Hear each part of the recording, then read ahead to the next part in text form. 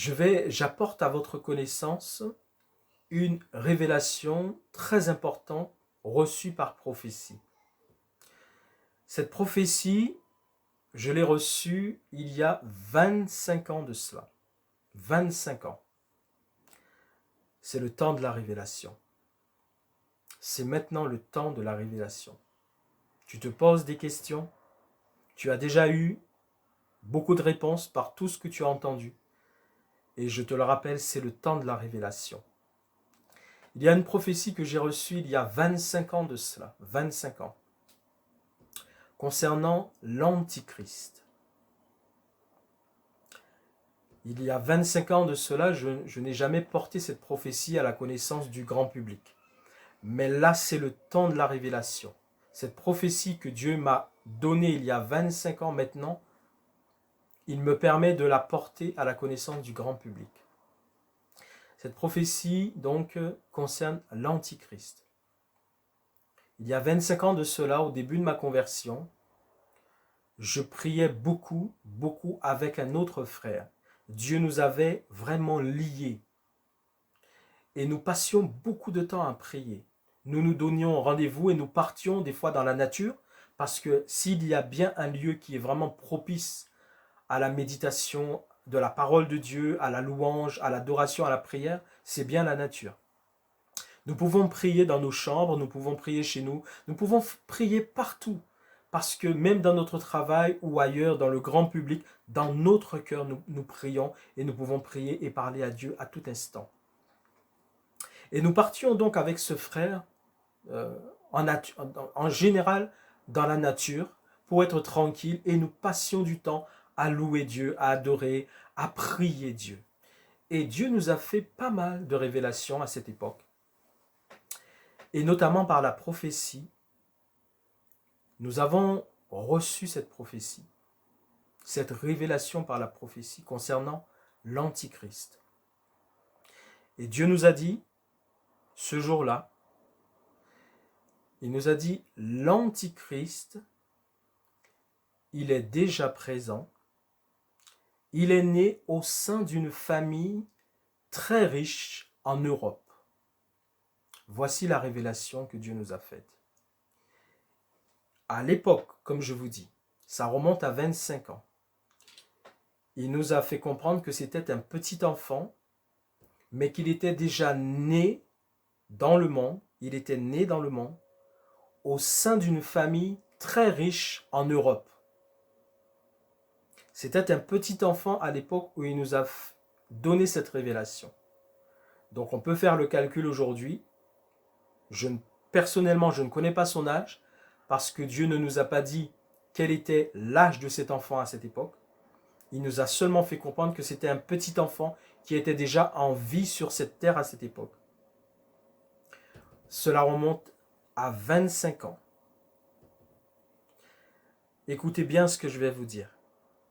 Quand Jésus est venu sur cette terre, Dieu qui a été incarné dans un homme, réellement né d'une femme, il est réellement né d'une femme, Marie.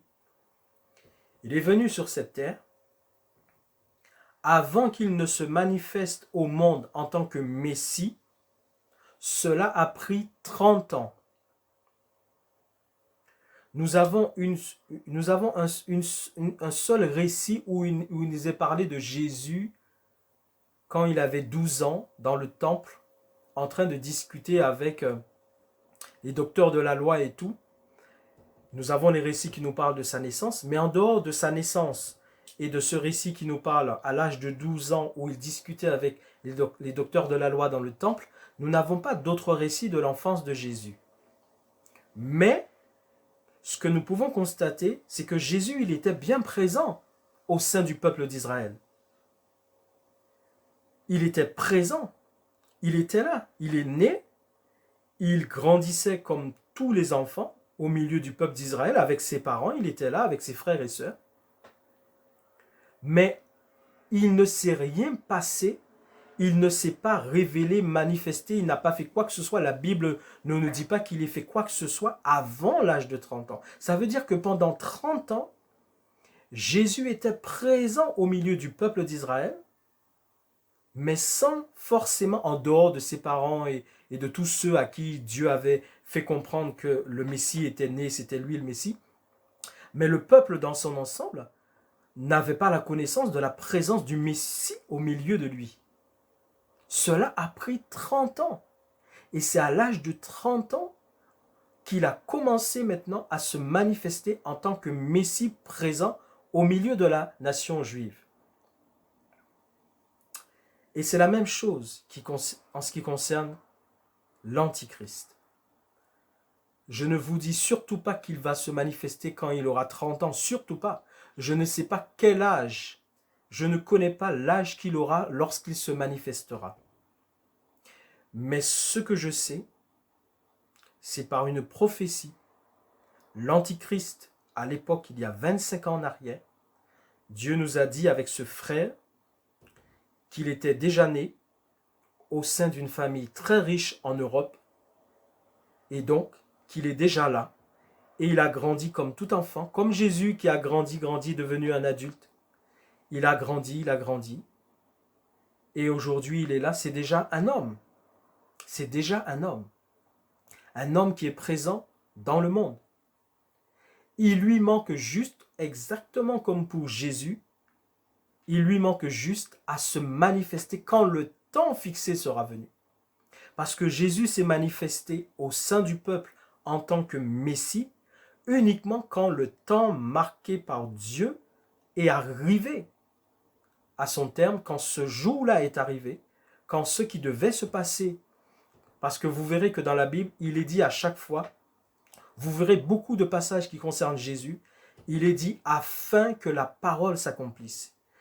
Jésus va vivre des choses et à chaque fois vous verrez qu'il est dit, il y a énormément de passages dans les évangiles, vous verrez qu'il est dit à chaque fois afin que la parole s'accomplisse, afin que ce qui avait été annoncé s'accomplisse, afin que il y a un temps, une date fixée pour que la chose s'accomplisse et c'est au temps uniquement fixé pour que Jésus se révèle au monde que effectivement il s'est révélé au monde.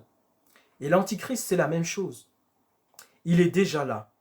Il est dans le monde, mais il ne se révélera pas au monde tant que le temps qui a été fixé pour lui n'arrive. Tant que ce temps-là ne sera pas arrivé, il ne se révélera pas, quel que soit son âge. Mais lorsque le temps fixé en fonction des événements qui vont se dérouler sur cette terre, en fonction de la réalisation des prophéties divines, lorsque le temps fixé pour qu'il se révèle à la face du monde comme étant l'Antichrist sera arrivé, alors exactement comme pour Jésus qui s'est manifesté à 30 ans, lui aussi, il se manifestera à la face du monde comme étant le président du gouvernement mondial, celui qui vient gouverner le monde, apporter au monde toutes les solutions à tous les problèmes du monde. C'est la révélation que je voulais vous faire aujourd'hui. La révélation divine, c'est le temps de la révélation. 25 ans de cela, nous avons avec ce frère reçu cette révélation par prophétie. L'Antichrist est présent dans ce monde. C'est un homme qui a déjà un certain âge, qui est là, et au temps marqué, lorsque le temps sera arrivé pour qu'il se manifeste aux yeux du monde, il se manifestera. C'est par cette révélation que je termine ce message. Pour vous dire que le temps est bien plus avancé que ce que beaucoup de chrétiens peuvent croire. Ce que croient beaucoup de chrétiens, c'est pas cela. Parce qu'ils espèrent encore vivre très longtemps sur la terre. C'est pour ça qu'ils investissent que pour la vie terrestre. Il n'est pas interdit de s'occuper de ses affaires, de vivre normalement. Ce n'est pas cela. On doit vivre normalement. Si tu construis ta maison, tu la construis. Et si tu achètes un terrain, tu l'achètes. Si tu fais un projet professionnel, tu le fais. Ce n'est pas ça le souci. Mais il y a des enfants de Dieu qui ne vivent que pour cela et non pas pour l'avènement de Jésus-Christ. C'est-à-dire qu'ils ne sont vraiment pas attachés à l'avènement de Jésus, à l'enlèvement de l'Église, au royaume de Dieu en ce sens-là. Ils ne vivent que pour la vie terrestre. Ils se focalisent que sur les choses terrestres. Et c'est bien triste, parce que le temps est bien plus avancé que ce que peuvent croire beaucoup d'enfants de Dieu. Église du Christ Jésus, prépare-toi à la rencontre de ton Dieu. Je n'ai pas de date à t'annoncer, je n'ai pas de délai à t'annoncer, car je ne le sais pas. Mais je vais te citer juste une référence dans le livre des Thessaloniciens, 1 Thessaloniciens. Peut-être que Dieu m'emmènera un jour à faire un message, une prédication dessus.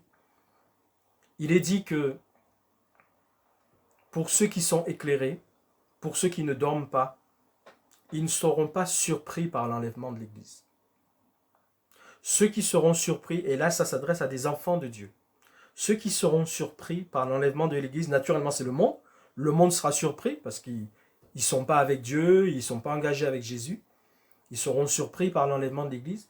Mais il y a aussi des chrétiens qui seront surpris parce qu'ils sont endormis. Ce sont des chrétiens, mais ils sont spirituellement endormis. Ils ne sont pas en alerte, ils ne sont pas éveillés. Ils sont exactement comme les 5 vierges folles. Regardez bien cette parabole des 10 vierges. Il y en avait 5 qui étaient sages et 5 qui étaient folles. Les 5 sages, les 10, c'était des chrétiennes. Écoutez bien, les 10, c'était des chrétiennes. Les 10 représentaient l'Église de Jésus. Parce que c'était des vierges, l'Église représentait l'épouse du Christ qui va se marier avec son époux, avec son Rédempteur, son Sauveur. Vous savez que quand Jésus va enlever l'Église, l'Église va être emmenée aux noces de l'agneau. Qu'est-ce que les noces? Les noces célèbrent un mariage.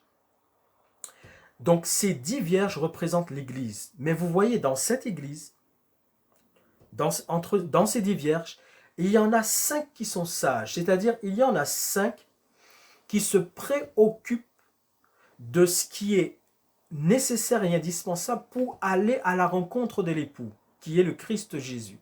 Donc elles se préparent, elles restent éveillées, elles ont pris l'huile nécessaire qui représente le Saint-Esprit, mais tout ça, ça pourra faire l'objet d'une autre prédication. Elles ont pris l'huile nécessaire pour que leur lampe ne s'éteigne pas. Elles font ce qui est utile et nécessaire pour rester éveillées afin de ne pas rater l'arrivée de l'époux. Et effectivement, quand l'époux va arriver, elles seront reçues par l'époux parce qu'elles se sont tenues éveillées et elles se sont préparées à rencontrer l'époux.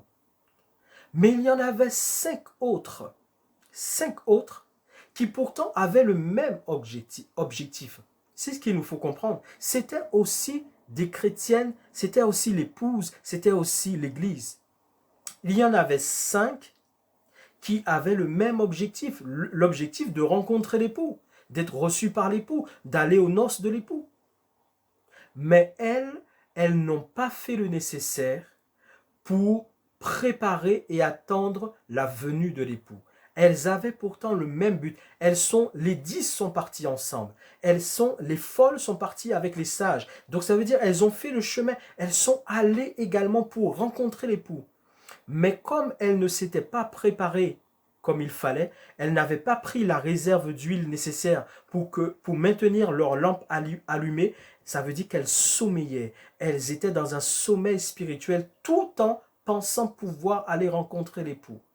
Lorsque l'époux viendra, il ne recevra que les 5 sages et les 5 autres que la Bible appelle les folles ne seront pas reçus par l'époux.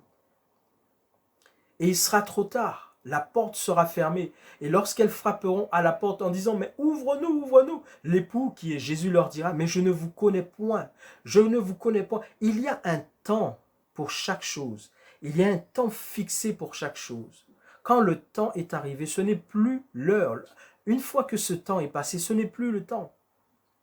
C'est le temps de la révélation, je te le dis. C'est le temps de la révélation divine. Si jusqu'à maintenant tu étais endormi, réveille-toi. Réveille-toi au nom de Jésus. Maintiens ta lampe allumée par la vie de l'esprit.